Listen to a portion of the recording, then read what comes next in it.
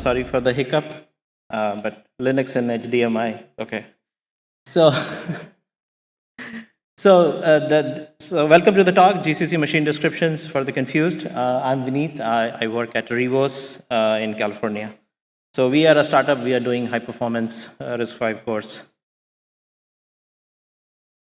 So the goals of this talk are understanding. So let me back up a little bit. So for a few years, we've realized that LLVM has much more beginner-friendly content than GCC, and we wanted to do something about it. So the overarching goal of this talk is to make it more newbie accessible. So the goals are to understand different types of MD patterns, help with syntax, mostly why some things are the way they are in terms of the syntax and the semantics, some help with debugging and troubleshooting the MD patterns. Disclaimer, it does require, it's not a first MD talk that you would want to hear or look at the slides. It assumes some experience with MD patterns, some frustration of how things work or why it don't work. It's not a substitute for GCC internals. You still need to look at the code snippets are based off of GCC 15, but they're mostly RISC-V backend specific. There's nothing RISC-V specific here, but the code snippets are mostly from there.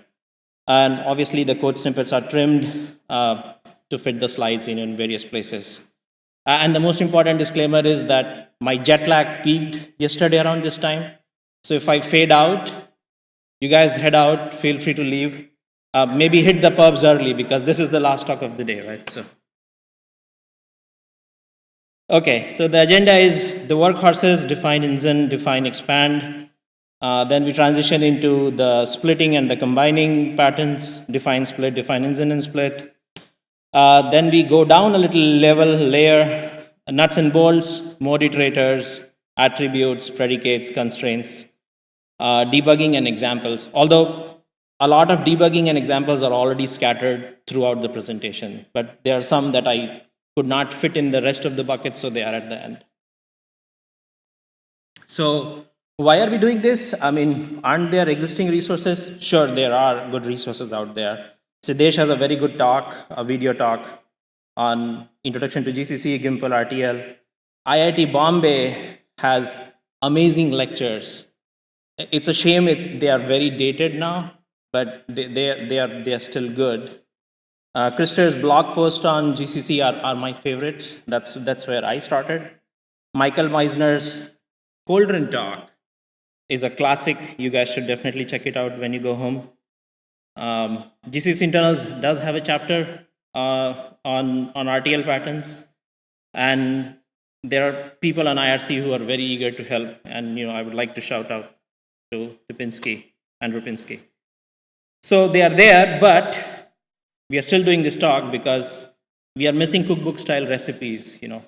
GCC Internals, the goal is comprehensiveness. It's an encyclopedia. It's not helping me get to a pattern that I want to write. GCC change logs for MD patterns in particular, they tell you what was done and they never explain you why it was done the way it was, because it's yes. So, and the syntax is obviously non-intuitive. It's LISPy, so it doesn't. I don't know Lisp, right? So I couldn't understand it. Okay, so the workhorses. So before we dive into the patterns, let's just a recap of what the machine description patterns are basically. So they are backend or target specific, RTL patterns. They can be used to specify the standard pattern names, which the GCC already knows about. They can be used to implement the non-standard patterns, which are ad hoc RTL with operations, operands, whatever. They are used to specify target assembly, so from RTL to target mapping, and then there are RTL patterns for one RTL to the other. So that's what machine descriptions do. And the main goal, in my understanding, is to avoid repetitions and copy-paste errors, right? So you can have one pattern, and if they support all the gazillion modes that are supported, you just need one copy of the pattern.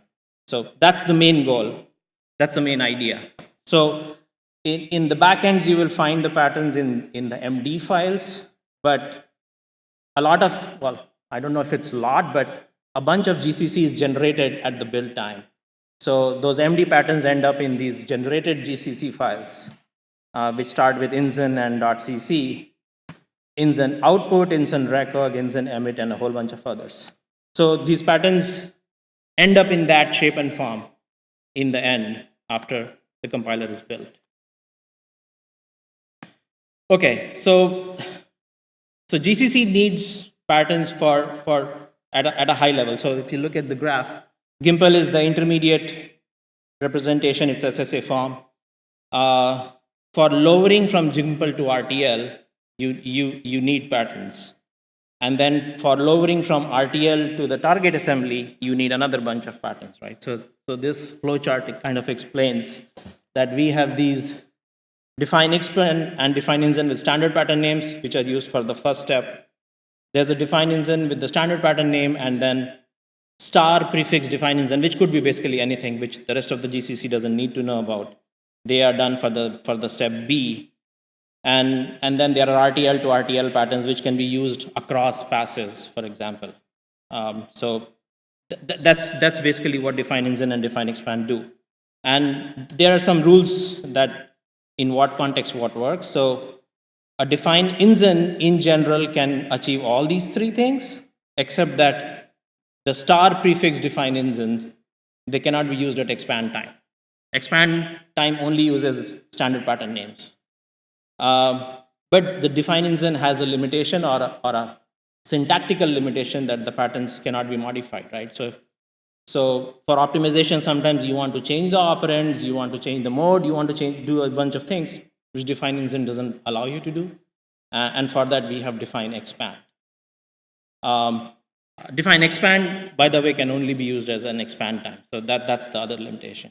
But this just gives you the high level use cases where these patterns could be used. So let's take a simple example. Again, this is from the RISC-V backend. So this is an add I3 pattern. What you can do is, once the compiler is built, you can look for certain markers. So as you could see in the code, the line number is 733 in the MD file. So if you grep for 73 with a line, you will find at least these two places where this shows up. So which kind of tells you where this pattern ends up being in the generated bits of GCC. If you inspect that file, that recog file, for example, you will find the line number 733, which corresponds to that condition, the RTL patterns condition. So what you can do actually, so this function is basically used in the recog, which is how the pattern gets recognized. And what you can actually do is build a CC1, which is a minimal C compiler only without the driver. You can it's a standard binary. You can run it with GDB, and you can put a breakpoint on this function recog1, and you can actually do anything that you could with GCC GDB. You can do a backtrace, for example, when the breakpoint is hit, and it will tell you exactly how or where this function is called. Now, as you can see, it gets hit multiple times because multiple GCC passes call this function for the add pattern for this particular test case. What's important to know and remember for future is that recog function is the entry point for how GCC searches through any of these definings and patterns, right? So it's not mentioned. This recog function is not mentioned in GCC internals. It's kind of surprising.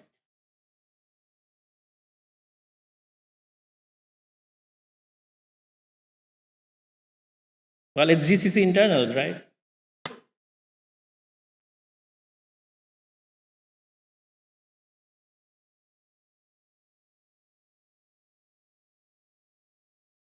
Yeah.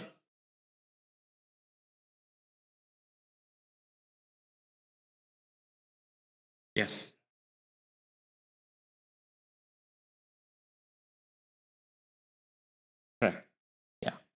Thanks, Jeff.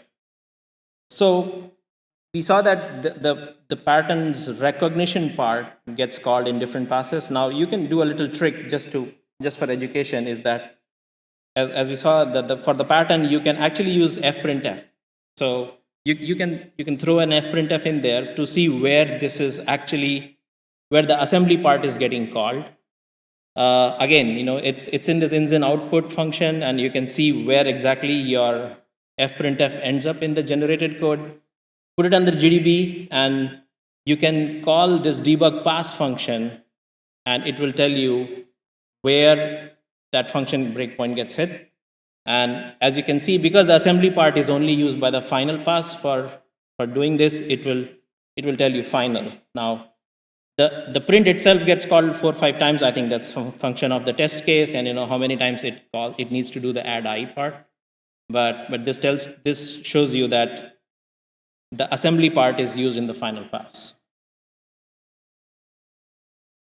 So define inzin and define expand. So as we discussed earlier, define expand is for changing the operation operands, while define inzin provides the ASM. But what does it even mean? I mean, why would you want to do that? So GCC Internals does say that you want to do that, but I never understood unless I saw a patch which did this. So let's look at the test case which this patch supposedly fixed. So it's basically doing an AND with a bit mask, which is the size of the mode, right? So anyways, there's an inconsistency, but that's fine. So so what we are doing is, previously, before this patch, we had an op tab which included any bitwise operation. What this patch did was it reduced. So at the bottom, the define inzin that you see, that the minus there, it's just making it for the OR operation. Okay, so that's the first part. But then you see there's a define inzin with a star, so that it will not be used at expand time, and that actually contains the assembly. So that's the AND instruction. You also have now a define expand with the same name, which you see in the first arm of the code, is checking for a constant, and then if the operand value is the mask and mask for the mode, then it is doing an extend instruction. So this is how RTL can be changed or optimized at expand time. And that's why you need both of them. Let's take a look at another example. So this time it's an unnecessary zero extend, word, which was being generated before for a very simple minus minimum operation. So again, you see there is from the define inzin, we broke off. So define inzin was used at an expand time. In the original code, the bottom subtract makes it a star, so it will not be used by the expander. And instead, we define some explicit expand patterns, which tweak the RTL so that those zero extends go away in the end, right? So this kind of tells you, this is like a define inzin versus define expand, but it's the same idea, that how define inzin and define expand work together.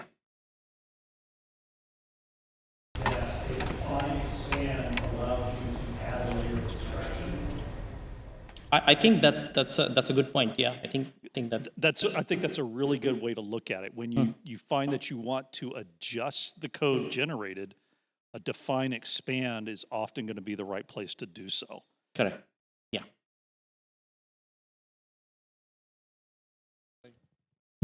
Define something that is used in the expander, but is not an instance, unlike a normal define instance. It is used exactly the same way as the define instance is, when called by name. Yeah. Yeah, and that's all of it. And a pattern name that starts with a star means there is no pattern name, effectively. Yeah, you can actually make an empty string there as well, or nothing at all. That also works. Yeah. But it's nice to have in the debug dumps the thing with the star, so right. You can see something. Yeah. Yeah. Okay. Thanks. Yeah, so feel free to interject, interrupt me. This should be an interactive talk. Okay. So then moving on to the next section, combining. Vinny, I just wanted to highlight something. You mentioned at the beginning that these RTL patterns perform two kinds of lowering, one from GIMPL to RTL as an intermediate form, and then another lowering from RTL to assembly language. So the define expand form just does the first kind of lowering, but not the second. Right. A define ensign with a star in the name does the second kind of lowering, but not the first. And then a define ensign with a name without a star does both kinds. Yeah. I think that's what the. Oh, right. If it's a standard pattern name. Right. Okay, cool. Yeah, I think that's what the left side text. Okay. Captures. Just wanted to highlight that. Yeah, thanks, Greg. Yeah. It does work. That we all agree. Okay, so combining by splitting. I did have a colleague who was starting on GCC, and he did ask me this question: why is it called define split if it is used to combine multiple instructions? And I had no answer. So.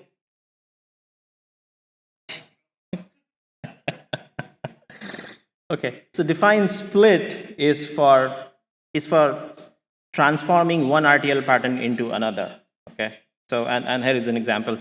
So what the test is trying, what the test case is trying to do is to do a left shift and a right shift basically. And you look at the code, it's basically synthesizing a constant and then doing an AND operation with that. You would think that the left shift and the right shift just happen out of the box, but that was not the case. So, and it was, I think it was because of, I think, some limitations of the combine at the time that it could not do 2:2. I think that was one of the reasons maybe, or whatever. I mean, it ends up being ANDing with this big constant, which is FFF80, and I think that was tripping up the RISC-V backend. So the solution was, if you detect a pattern which is AND with a operand which is power of 2 minus 1 shifted by some value, what you can do is just generate a right shift followed by a left shift. So the old pattern was what we were seeing already. The split second part, the bullet 2 is the condition, so it's always there. The 3 is the prep statement, which is creating the new operand, which is the shift number, and 4 is the new pattern, which is basically creating two different RTL instructions which correspond to shift left and right. So this is exactly what split does, right? It takes one RTL pattern, creates a different RTL pattern. And just like we had recog as the entry point for all define ensign patterns, split ensigns is the entry point for all the split patterns, right? And typically, fewer passes do use this entry point, so combine and split 1 and split 2 being one that I know of. So yeah, this is what define split is.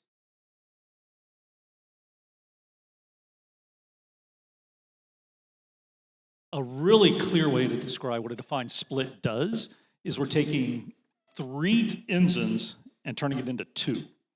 That is a really good way to think about it, or 4 ensigns and turning it into 2. Yeah. It's a way of taking multiple instructions. Yeah, it is, Seger. If you want to do a 3 to 2, that's a defined split.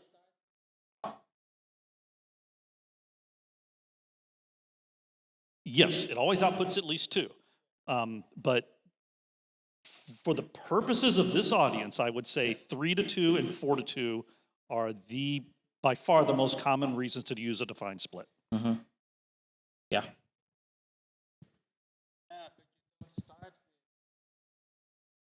You don't start with a define ensign with 3 instructions. It's if those 3 are combined to one thing. Yeah.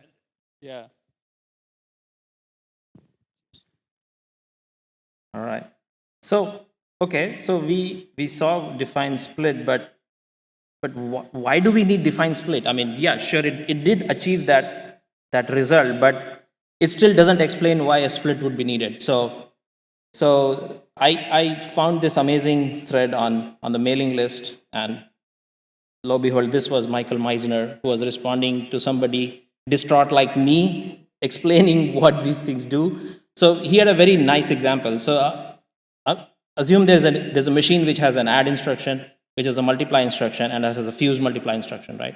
So very simple, we create 3 defined engines, right? Now let's say the machine had a quirk, or the instruction set had a quirk that the FMA can only happen in an accumulate register. So one option is you write these 3 patterns, I think multiple times. I don't know if it's feasible with accumulate or whatever. The neat trick is you create a splitter, you create a defined split which matches the fuse multiply operation, and then you say, oh, I create a new operand out on the fly, which is an accumulator register, and then you specify the operations again in terms of that operator, in terms of that operand, right? So you're using an accumulator register, creating a new accumulator register. So this very neatly and nicely describes what is the fundamental reason for having these split patterns. Okay, so moving on to define INSIN and split. So it is basically just a shorthand to specifying both of things at the same time. And I think Michael in the same thread went on to explain why would you need that, right? So yeah, you can have the define INSIN with the fuse multipliers pattern, and you need a define split as well, as we understood, right?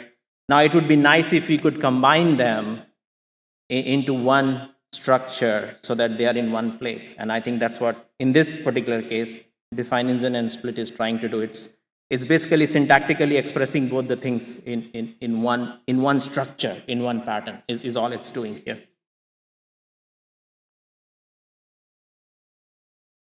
Yeah. Correct. The intentions and the usages, I think Jeff covers it in detail later. I think in the BOF talk could be different, but in terms of the syntax itself, it is this. It's just 2 things folded together. Yeah, that's right. Yeah. Okay. So how combine? So combine is a special pass, and it has a special interaction with MD patterns. And I'm saying this because Segar is right here, right? So I just want to be nice to him. So you nice to be me too, okay? Okay. So combine does a lot of things, but at the core is this try combine function. Again, what it does at a high level is 3 things, right? It using some INSINs which have a data dependency, right? So let's say 1, 2, and 3. So 1 feeds into 2, 2 feeds into 3, right? Once it has this data dependency figured out, it says, oh, using these 3 instructions, can I create something new, right? This is combines magic. I mean, of course, it's no magic.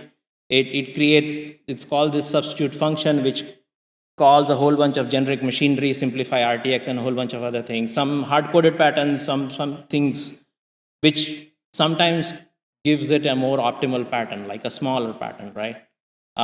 What it does next is, it says to the backend, do you have any pattern which matches this new instruction, right? And it does this by calling this recog function, which we saw earlier. And that it potentially searches through any define INSIN or define INSIN and split, because we've established that define INSIN and split is also behaves at define INSIN for some parts. If it doesn't match any define INSIN, it then instead looks through any split patterns that have been specified which match this instruction.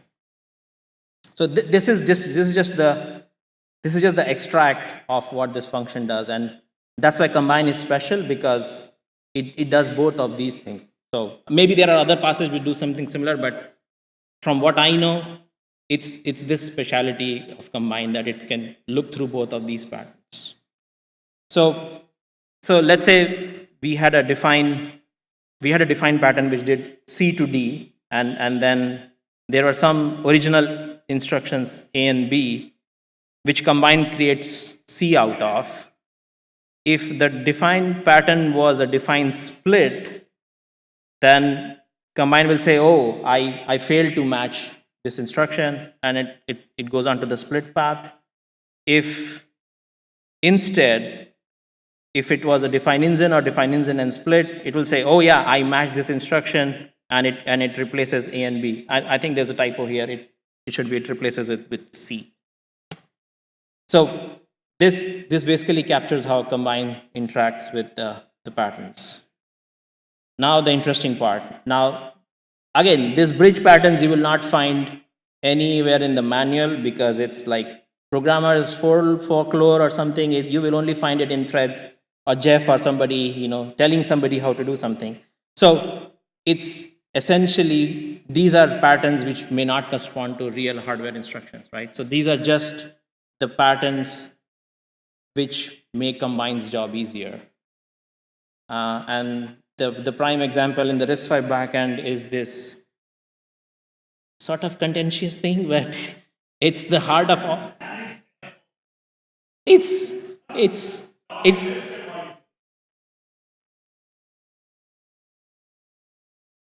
no, it's not a shame. It did its job when it needed, when we needed it to. Now, with like everything else, it is aging and it needs to be fixed. I mean, it's standard software development. So it's basically the heart of the constant synthesis, and I think Jeff is going to cover this in a lot detail in the BOF talk. So please, if you're interested, come by.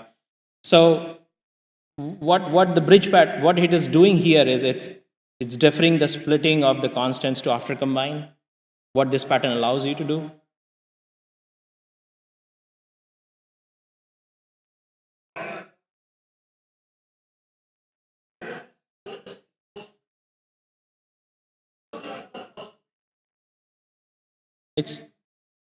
It's not combining. I don't know, maybe it is. But something is split only after combining, right? During the split process.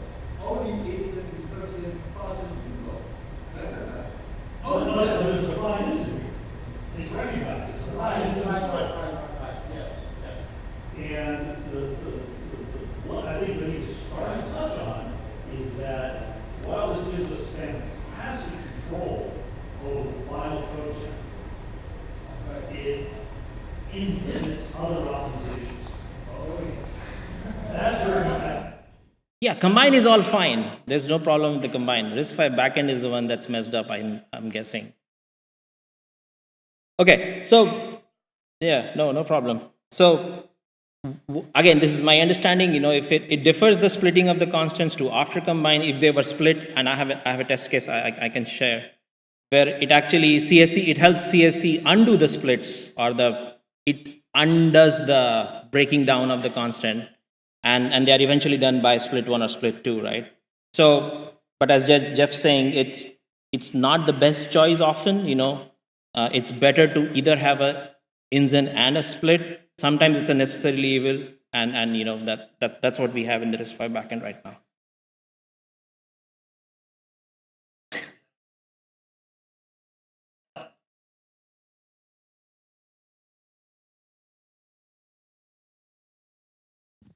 We're seeing a lot of cases where a define incident split is inhibiting optimization because it's hiding instructions.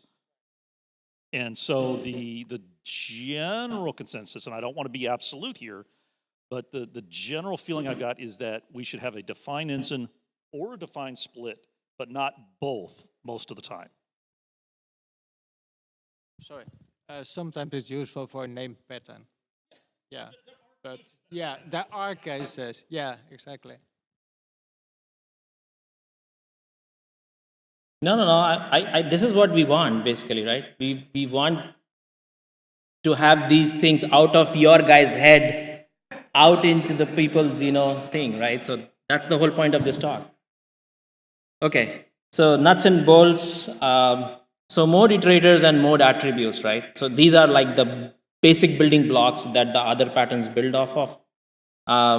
The iterator basically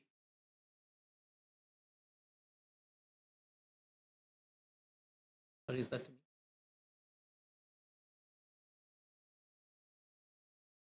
okay? So the iterator is like achieving the overarching goal of MD patterns that we we we don't want duplication, so it allows to instantiate the same pattern with different modes, right? And here is the syntax. You just say mode iterator, the mode names, and the colon iterator will generate when the GCC files are generated. It will expand to whatever modes we had in the set. Mode attributes are complementary. They do it for the strings, like literal strings within quotes. Their syntax is slightly different, right? So you can extract the attribute name, or you can also extract the mode name depending on the second box how you invoke it. And at the bottom there's an example of this zero extend pattern which uses both of these ways to instantiate, and we'll touch on some more nuances in the next slides. There is other ways that you can specify. I guess this is all coming from this LISPy syntax. So you can specify this. Oh, I think the one thing that I forgot to mention is GCC has inbuilt two standard iterators, so two standard attributes, lowercase mode and uppercase mode, right? So when you see these are not just these literally expand to all the available modes that are available, and they come in very handy. So this in the pink pattern is basically all these three are basically used in the C code, which is generated or used by the generated code, and it's a standard mode prefix for generating the mode. And I think the first example in the left gives you whatever SI or uppercase DI modes that you want in the RTL. So these are various examples or various ways of using the modes basically. So this is a real example of how I learned about this stuff. So this is implementing an F class pattern. It's basically implementing the is finite built in, which on RISC-V uses this F class instruction. It takes a floating point value as input, a floating point register as input, and an integer scalar register as an output. It generates 1, 2, 3, 4, 5, 6, 7, 9 based on if it's a NaN and all those kind of things, right? So we have a defined expand for that built-in, which you can see calls this gen F class, which corresponds to the define engine. So the top box is how I started writing this pattern, and interspersed these yellow things are the problems I ran into. And these are just the initial few. It took me like 10 iterations to actually get it right. And I know Jeff was frustrated with me back then, because I was not using the code iterators properly. Okay, so if you look at so let's focus on the top part, which is the engine part. As you can see, as specified, it specifies X for one operand and NEF for the second operand. Now, X can be SI and DI as specified, and NEF can be HF, SF, and DF, right? So ignoring everything else, when this MD pattern is generated into C, there will be 6 instances of that function, with the dot product of all of these things. But as you note at the top, I have only done NEF as the mode, right? So we will only have the function name with HF, SF, and DF. And that's why when you build it for the first time, you get this duplicate definition, because SF, DF, and HF we have 2 different bodies with the same function name, right? So that's the problem. So the solution is we suffix an ax, in the pattern name, right? So for the F class becomes any mode, NEF mode, and then X mode, right? So that's how the unique name is guaranteed. Now, with that fixed, we run into the second problem. And this time it's in the expander itself, right? Because the mode that's in the define expand, the lowercase mode in the angle brackets, it's now ambiguous because it doesn't know whether to bind to the X in the operator or in the operand or NEF in the operand, right? So it gets confused and it emits that problem. So the fix is to narrow down that mode to the floating point one. So I mean there were more fixes, but this just shows you how and why we need this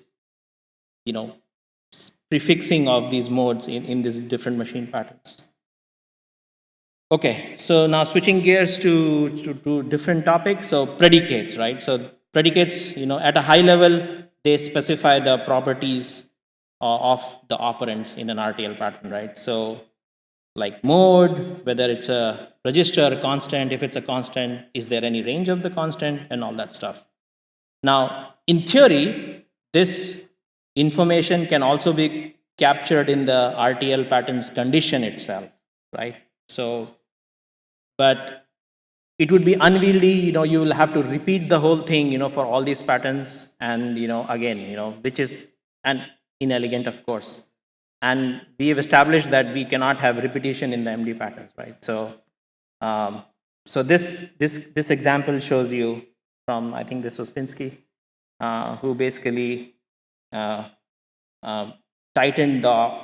basically fixed the predicate and then moved the condition out into the predicate itself, right? So this is the classic example of how you should write predicates and what the goal should be.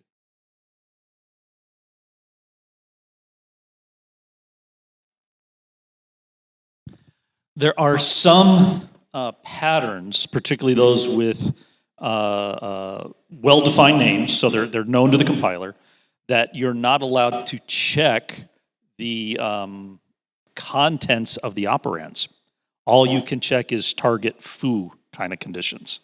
Oh, okay. I didn't know that. It's not widely known, but yeah, if you can check it in the predicate, that's a much better place to do it. Okay. I can't remember the exact rules there, so I just always go to the predicate. Yeah. Okay. Thanks for that, Jeff. So it is something in the expander that doesn't allow this. Oh, right. Yeah. I don't think anyone does. No. Yeah. Okay, so while predicates help you choose an instruction or not based on the properties of the operands, constraints are only used when the instruction has already matched, and it's only used by the register allocator. And it tells what registers, what modes of the registers, etc. are usable for the pattern. And if the constraint is too restrictive, for example, the register allocator could actually fail to allocate a register, and that's when you will see this error message, unable to generate reloads.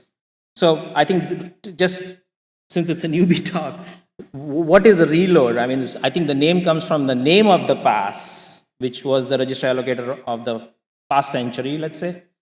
We have LRA and IRA now, which are the modern register allocators.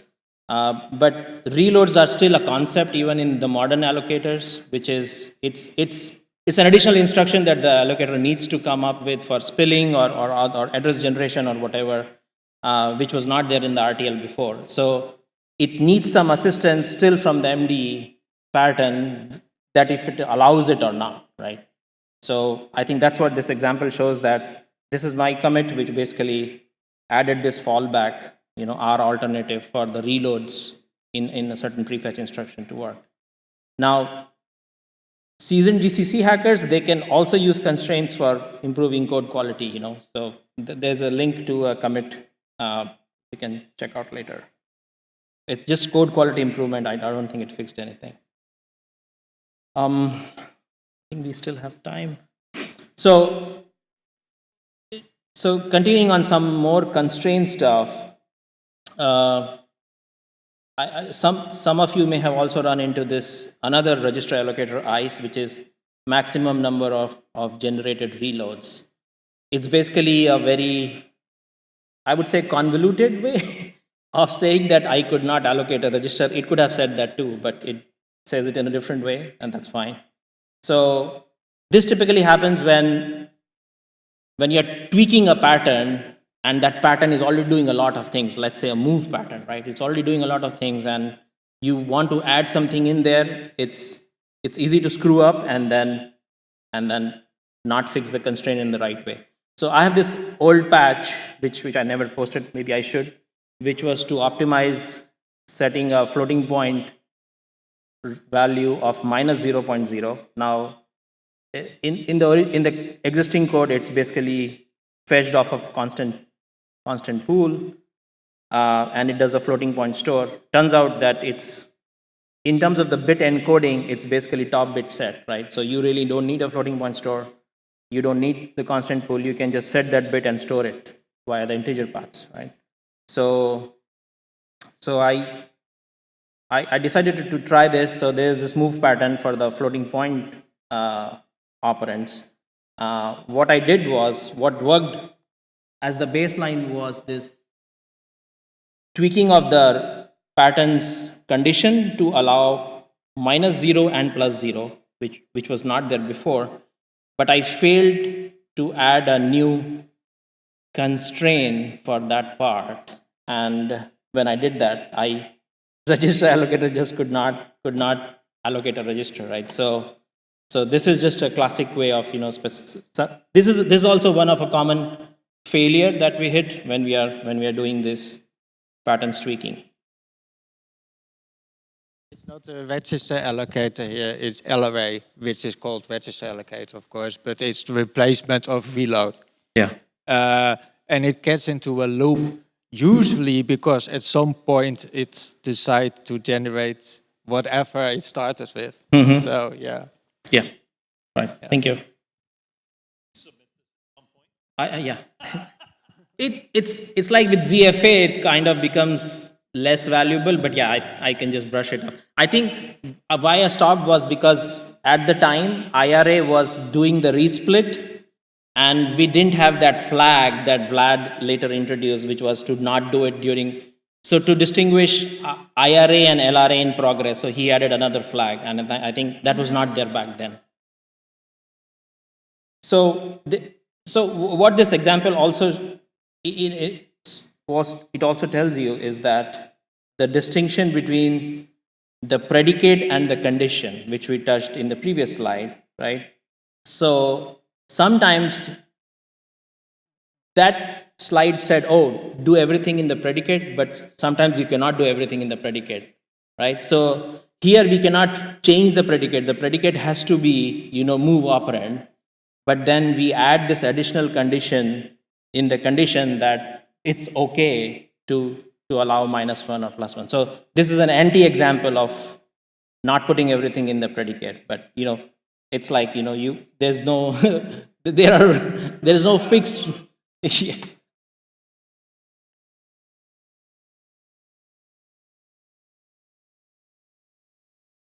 can discuss that at review time. Yeah. Yeah, let's not fix that patch now. Okay, so debugging. So I think we've seen some examples of debugging already, but I think so one resource that I found really helpful was David Malcolm's guide to GCC and debugging. That was awesome. You guys should definitely read it. So when we are just building the compiler CC1, it's just easy to debug it. You throw it under GDB and that's it.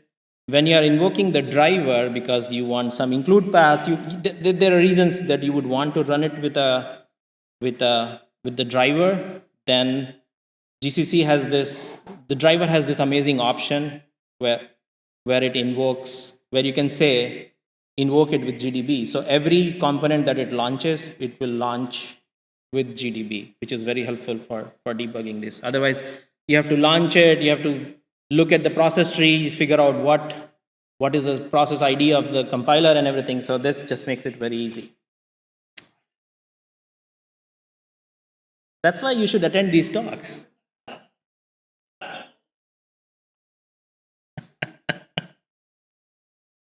Okay, so if you remember in the initial slides, we look at this hash line thing to cross track where the MD pattern ends up in the generated file. There is plus to it and minus to it as well, right? So in the one hand, you have static annotation of where the bits came from. When you're actually debugging the pattern, it wants to make you feel that you are stepping through the MD pattern itself. And sometimes that's very confusing. It just, at least for me, it has never worked. So yeah, so I have a plan. I have a roadmap for that. So it's one line. So my local hack for debugging is to delete those lines in the generated file and then rebuild the compiler. So don't change any other thing in the MD pattern, because then those files will get overwritten. But if you're just changing the generated files and then you recompile, it's fine, and then they go away. The second hack, which I recently discovered, I got tired of deleting all those lines, are there is this one line in the compiler which basically generates that line, just comment it out. But no, this is a talk for good GCC citizens. So if you are interested, please submit a patch so that the gen script actually takes an argument to not generate it, which gets propagated via configure toggle. That's how. So don't look at hacks 1 and 2. Please use 3 and submit a patch. Or submit patch that deletes the line and creates those damn lines. In the past, those worked like 30 years ago. I have not seen them work in decades. But they can only be useful if they're very big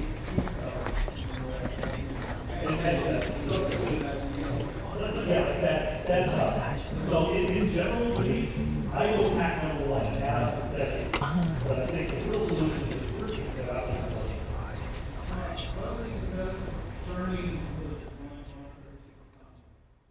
Yeah, that's a good idea. Yeah, so it keeps the advantage of the annotation, but yeah, you're not bogged down by, I think that's a good idea. Yeah, thank you. So, okay, so when debugging, I think you also run into scenarios where you want to know what MD pattern generated an RTL instruction, for example, right? So, or an RTL pattern for that matter. So, in the simplest trivial of cases, you can just do a string match, right? So in the right side, the F class pattern, it's calling a gen C store, and that gen C store is basically a C store pattern of define expand. So it's straightforward. For the unspec stuff, sometimes it's non-trivial, but again, you have a common string to match, and I think that works out, even though the pattern name itself doesn't match. Yeah. Now, this particular one is really important and very helpful. So in the previous one, we said where the pattern is statically called. Here we want to see where exactly the RTL instruction is generated, which pass is generating the RTL instruction. So the way to do this is each RTL instruction has a unique UID, and we can use it for conditioning breakpointing right after the RTL is instantiated. And there is this one function in GCC where RTL is born, and right after it's assigned a UID, we can put a conditional breakpoint on that UID, and that's how you can stop. But how do you know the UID? So what you do is you let the program run, and you use the DP option, which annotates the RTL information, and that RTL information includes the UID, which you can go back and that's what the right side shows. And so if you are still interested in this stuff, there's a homework assignment for you guys. Is that using the information in this and the previous slide, can you figure out how the built-in isNAN is implemented in the RISC-V backend? And I'll make your life easier. I'll give you a couple of hints. It's obviously not in RISC-V.md. You cannot just grep for that string. And there is some hidden Easter egg within these slides. So if you read the slide again, you'll probably find some clues. Okay.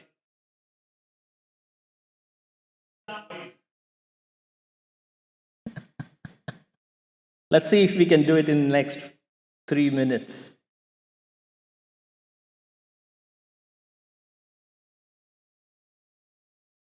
Partly, yes, you're right. Don't give the answer, it's for the rest of them. You already know it. Okay. Okay, so we've seen a bunch of examples, and I think I just wanted to cover this example as a full end-to-end piece as to how this MD patterns come to be. So this is about this. This is a splitter for optimizing sum of two sine 12 values, and I think maybe near term this splitter will actually go away, but so I still wanted it to be remembered in the halls of code fame, so that's why it's here. So basically what we're trying to do is, so let's look at the example. So it's very simple example. If we are doing I plus 2064, now RISC-V ISA has very limited encoding space for literal constants, so we can only do 11 bits of constant with an additional sign bit. So for everything else more complicated, you need to synthesize the constant using ALU instructions. And I think that's what the left side does, right? It creates 4096 and it subtracts 2032, and that's how you get 2064. Now turns out that if that constant can be expressed as two sine 12 values, we don't need to materialize the whole constant. We can instead take the 2 bits and put it in the 2 add operations, and I think that's what the splitter achieves. So instead of 3 instructions, you end up with 2 instructions to achieve the behavior. So the first question to ask was, okay, it's going to be a splitter, but is it going to be a define in split or define ins and end split? And with one caveat that combine could not do 2:2 at the time, and I think that's important. So if it could do it, then you have this 2 instructions at the top, which could be matched to 2 instructions at the bottom, but we could not do that back then. So define split was not possible. So define ins and end split was the way to go. So on the right side is the pattern that came to be as the initial implementation. It worked for most part, except for in running the entire GCC test suite. There was a single one ICE, and God, that ICE was so hard for me. So essentially, LRA is it can create invalid instructions, like which are not correct, and they can even potentially leak out to the final pass. And I think that's what that ICE was in the final pass, where it was failing to split, where it was failing to find the right thing. So the problems obviously were that the constraint I that we used for the constant was too permissive. So it needed to be tightened down. And then we were obviously missing the reload, allow to reload fallback. And with that, this started working. And it basically shaved off 300 billion instructions from spec CAC2 benchmark. Because we have, like, I think that was covered in Paul Antoine's talk, that we have a problem, especially with CAC2 on RISC-V, because of the spilling. So all this patch was doing was reducing the cost of a spill from 3 instructions to 2 instructions. So, yeah. Okay, so I think this is it. Thank you very much. And questions?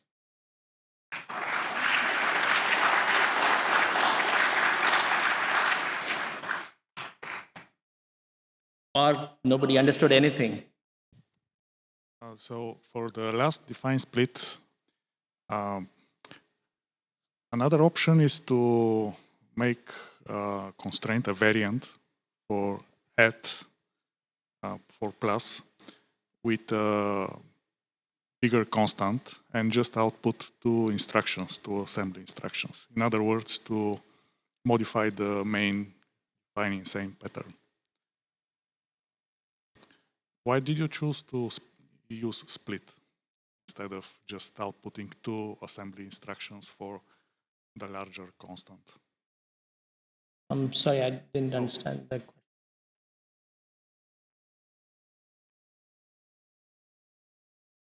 Yeah, so you have plus at main defining same with for S12, right? So why don't you output two assembly instructions in the main pattern? It's just another variant. Is he saying that we can have arbitrary number of things, so we can have 3 sum of 2s12, 3 sum of...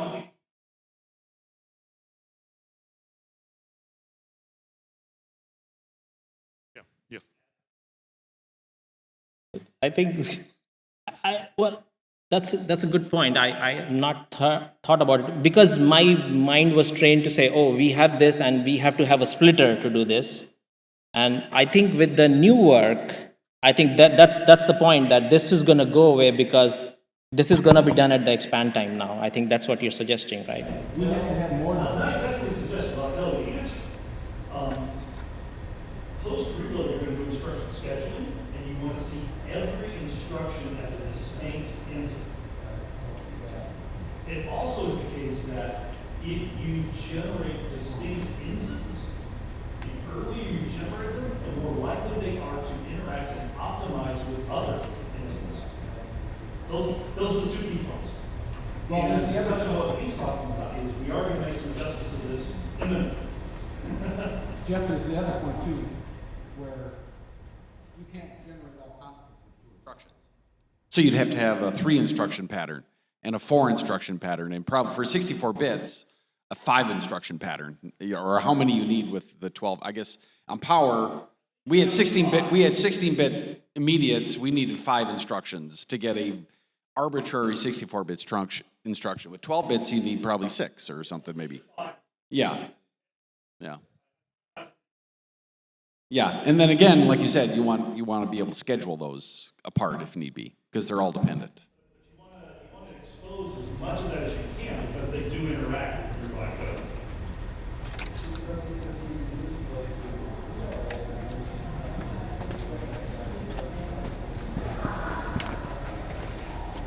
Constant flows point of memory, 4 cycles of memory.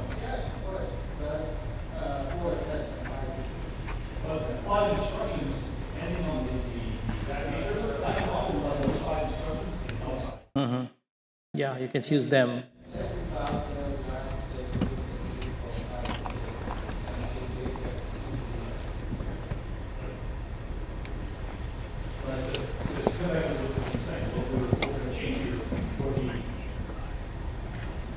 The high-level way to think about how to do this differently, and I'm going to pick on Vineet's pattern a little bit, is instead of tackling this late in the compiler, you tackle it early by having an expander that will generate the code you want from the beginning. That doesn't actually fix this problem, though. It's a necessary prerequisite. Once that's in place, there is a special expander known to LRA called add pointer. You then vector add pointers so that it calls into those expanders that know how to generate good code, and then it all just works and it saves another 100 billion instructions. Unfortunately, that's still not the final solution to this problem, because in the end, these are all just band-aids around the scheduler mucking things up. That's a whole nother problem.